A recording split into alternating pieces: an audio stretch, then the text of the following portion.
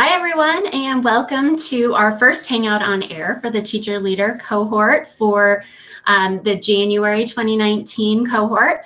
Welcome. We're really excited to have you guys joining us. As you join us, whether you're live or you're watching later, make sure that you tweet out all of your learning. So if you have questions, you can retweet those out or tweet those out, and Dee and I will get back to you. So I'm Tracy Purdy, if you guys haven't seen me yet. Really excited to have you guys in the cohort, and we have a special guest today, Dee Lanier. Dee, will you introduce yourself? Sure. I'm so glad to be here. Thank you for having me, Tracy. My name is Dee Lanier. I'm an educator. I work with EdTech team as a program coordinator with the Dynamic Learning Project. And I'm also the innovator of a couple of little fun projects that I love to work on and do and facilitate, as well as love to empower other educators to play with. And that is Maker Kitchen and SmashBoard EDU. Awesome. And so we've been spending the last week and a half chatting about assessment in the classroom and just really thinking about new ways that you can be creative to assess your students or even have them work through different problems. And so we have Dee here today to share with you guys about something called one of his projects called SmashBoard EDU. Sorry, Dee, I forgot to mention too, you can ask your questions in the YouTube chat as well, or tweet them out and we'll make sure that Dee answers them. Thanks, Yep, Dee. and you can just interrupt me anytime, Tracy, with any of those questions, and I'll gladly answer them. Perfect. Well, so I'm sure you're probably wondering, if you're not familiar, what is SmashBoard EDU? I think that it's important to maybe start there. Yeah. So it's a set of cards. Some of you guys, if you're familiar with SmashBoard EDU, go say, wait a minute, those are new looking. More on that soon. But SmashBoard EDU is problem-based learning and the design thinking process smashed into a gamified experience. And so to unpack that a little bit, problem-based learning, if you are familiar with that, it starts with a problem, similar but not necessarily the same thing as project-based learning. The big thing is like, can we think of and consider a relevant real world problem to smash, as I like to say. And then the second part, design thinking. So again, if you're familiar with design thinking, you will notice lots of familiarity with the steps of SmashBoard EDU. And then lastly, it's gamified. So it's not necessarily a full-on game, which is typically something that has not only components and elements that you play with and that you have an end goal and something to win, but instead it is taking some of those elements and bringing them into this activity. So we start with cards, and that is where the gamification comes in. Awesome. Love that. And I just want to let everybody know that we are going to be giving away some cards. There's a form that you're going to fill out after you watch this, either live or the recorded one, that you're going to get to win a deck of cards. So we'll pick a few people to win. That's amazing. Let me even say that what they'll be winning not just a set, which can be used with a group of 3 or 4, but they will be receiving a whole deck, which means they can facilitate up to 28 kids at the same time. Awesome. So what do we do with these, Dee? It's gamified, problem-based learning. So how do we do it? How do we do it? All right. Well, I have a choice here. Choose your own adventure. You can either go to the old website at smashboardedu.com and you can see the whole process there and I can walk through it. Or we can go to the brand new website that's yet to be released, but will be available for the whole public to see by the end of this week or early next week. What would you rather do? I mean, that's an easy choice. We have to go with this new website that isn't even out yet. We're getting a sneak peek at it. That's awesome. All right. Why not? Right. Okay. I'm going to share my screen and jump on over to the new site. This is top secret, guys. I mean, don't share this with everyone. Oh, wait. It's the internet. So this is what the website looks like. I'm really excited to put this out there for the public to see the brand new cards on full display and a little overview of the steps over here, but I'll go ahead and use this website to explain. So again, this is problem-based learning and design thinking smashed into a gamified experience. And our goal in this entire experience is to creatively explain a solution to a relevant real-world problem. All right. The instructions are simple. You have to prep though in advance, and I'm sorry, I don't have all of the problems that can be solved in a full categorical list. I mean, that would be extreme, but I believe that as educators, you can think of these problems. And so just note that if you start with a problem to smash, the process will take care of itself after that. So this is where most of the consternation comes in, but we'll share more about that. And then the setup is you split your class into groups of 3 or 4, and each group receives a set of cards, and optional, they can also receive one device to use as a group, and you assign a note taker. And then you follow the steps in order. Each card is numbered, and you'll see that moving forward. But I do want to give a special note about one of the cards that exists, and that is the SOS card. So if you're familiar already with the Ask 3 Before Me rule, I've implemented this in the form of a card that can be used in this game, or in this gameplay, if you will. So if there's any assistance that's needed by the instructor or by the teacher, this card can be raised up. But it's also a reminder like, hey, remember the 3 Before Me rule. You have students, you have other sources, whether they be class notes, online notes, textbooks, whatever that may be, and you can always search online. So it's a reminder card as much as it is also a card that can be played. And you can see, you know, teachers can get creative and create bonuses for groups that keep their cards, right, that really focus in on collaborating and using the resources they have before raising their hand. However you want to do that, you can. I will say that I've even gotten real wild before and use this card because I'm gamifying the entire experience and saying that groups have to work on their projects completely in silence. Ooh. And they can use the SOS card still if they need help. And again, that's what gamification does. It creates a game to the things that you want to happen. Awesome. So go ahead and move it in, because that was all just prep and setup. We have to pick a problem to smash. I typically start with something simple when playing SmashBoard EDU for the very first time, whether with a group of younger students or older learners.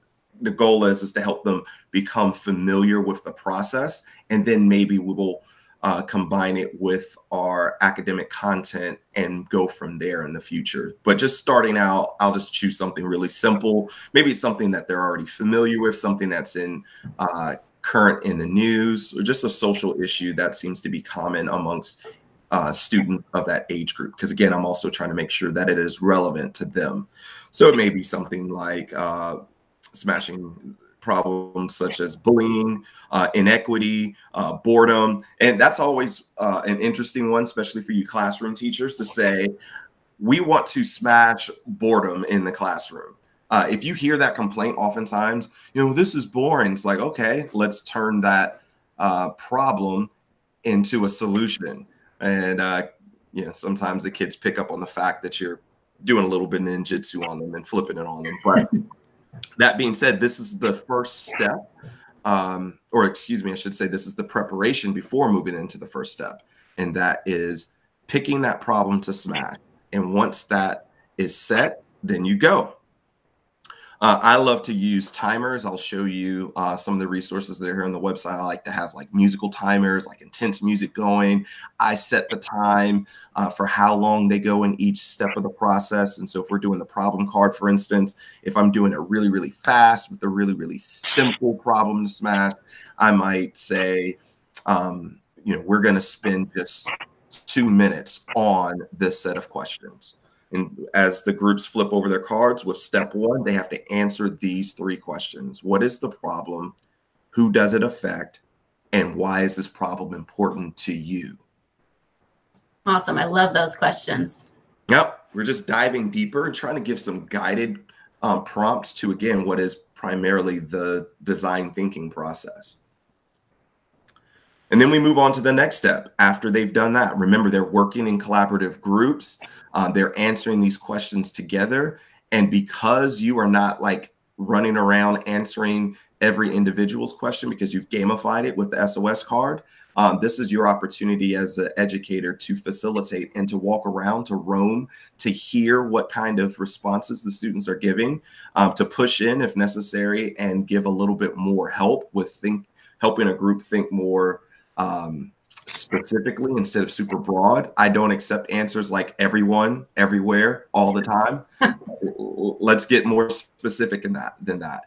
Some group, they're on track, they're doing great. Others, they're like, we're done. And when they say they're done before the timer's up, I walk over and I try and figure out, okay, how can I help this specific group go in a little bit deeper with these questions? Awesome. And then you'll see the next step, which is research. And before flipping the card, I may give the option here to use their device. I might remind them that they have their device that they can always use. If I have a preset, I have some research sources that I've preset for them, I may give them that resource then. Again, I'm holding back. I don't want them to move forward too fast because I want them to think about each part of this in order. Flip the card. Where does the problem exist? When did it begin or does it occur? And how have others tried to solve this problem? Again, now in each group, you're getting different answers, though they are researching the same exact topic. And again, I'm not going to accept answers such as everywhere and all the time, but I'm able to hear how substantive these responses are because I am free as a facilitator to dip into each one of those groups. I think it's also really revealing in doing the research portion of SmashBoard EDU. You may really discover where your students are in their research practice. How well do they do research? Do they have the skills necessary in order to evaluate a website's credibility, for instance? Do they know how to do advanced search is another example. And so again, the reason why I love doing SmashBoard EDU the first time, just completely free with a really simple problem to smash, is because I am doing the learning. I'm learning my students. I'm learning how well they work with one another and how good their research skills are. Their critical thinking, their collaboration is on full display. And so that's why I'm doing this, for the sake of learning them, before then maybe moving forward in the future with going with a bigger topic for them to learn and to grow in. That's very true, Dee. I think about all those little mini lessons that you have to, that they're going to need, that this is a great time to bring in some of that research, some of those research skills, and also some of that digital citizenship as well when they are researching different sites online and evaluating whether they're credible or not credible. Absolutely. I couldn't agree more. I think also it's because you've gone through this process and their lack of research skills becomes exposed, it's then that you can follow up with teaching them research skills, because they now recognize their need for those skills in comparison to what we oftentimes do, and that is we teach something, we teach skills without helping them understand the why. Or the why is sort of too distant for them. But if we give them the experience where they kind of fumble forward, if you will, now we have the opportunity to evaluate that and then say, hey, I can actually teach you guys some more advanced research skills. You want to learn? And you're hoping they say yes. But again, those cards, when they flip them in each group, they have those questions there. And then we move to the solve section. It's important to note that up until now, they haven't attempted to even solve the problem. All they've done is attempt to understand it better. And that is really key. Want them to really dive deep into understanding the issue that they're dealing with before coming up with solutions that may be not the best solution for the exact problem. So that's the reason why we spent that time doing that. So the setup for the solve card for me is always fun and interesting, because this is where I can get really creative. Again, you are facilitating this, so you can kind of do what you want and how you do it. You're following the steps of the process, but you're also very aware of your students. You're also aware of your own desires to bring in more creativity or to dial it back, because what you want first is just more structure. But then as you move forward, you can kind of unleash it. So you have, the complete freedom to facilitate this as you wish. But some of the things that I definitely do is I give extended time for the solve section. So let's say I was doing a speed round. If I only gave 2 minutes for the first card and 3 minutes for the second card, I get to this one, I'm going to give them at least 10 minutes, because I really want them to think broadly and have that opportunity to do that. And if I'm really crazy, I may even give them an app or two to pick from to help utilize in creatively solving their problem or explaining the solution to their problem. So some of those are sort of advanced options for you. But flipping the card over, you can see the questions that are there. Again, what are some ways you might solve this problem? I want them brainstorming as I'm walking around. I'm looking for the group that's spending quality time really brainstorming. I'm looking for the sports fans out there. I'm seeing if there are any ball dominant guards, if there's a facilitator, or if there's a particular person in each group that's just like coming up with all the ideas. I can push in and start asking other group members, what are their thoughts? What are their thoughts? Again, I am free to do this because I'm not doing lecturing from the front. I am popping into each group. And I just feel like when they're going through this, it's so much more authentic, and they're really gonna understand that problem so much more when they're doing the research and they're coming up with the solution. Absolutely. I agree. Absolutely. So you see, those questions are, they first brainstorm, and then they choose their solution, essentially. And they also give some defense as to why they chose that as their solution, because they want buy-in. You want buy-in from that entire group. Mm-hmm. And then moving forward, this next card, I always aim to make sure that they understand that they've created a really cool solution or creative solution to this problem. But then now they have to think about who are they going to present it to. So they're going to share, and whether that sharing is just done internally within the classroom, or if it's just with me as the teacher, typically I want to broaden it to beyond me. But wherever they are sharing this, I want them to think creatively about that as well. So that is the purpose behind this card. And they answer these 3 questions. What will they use to explain the solution? Because they may think, oh, wait a minute, if we're going to give a presentation to the school staff, then we're going to need to, put this on a presentation. We're going to make sure we need to have everything ready in order to do that.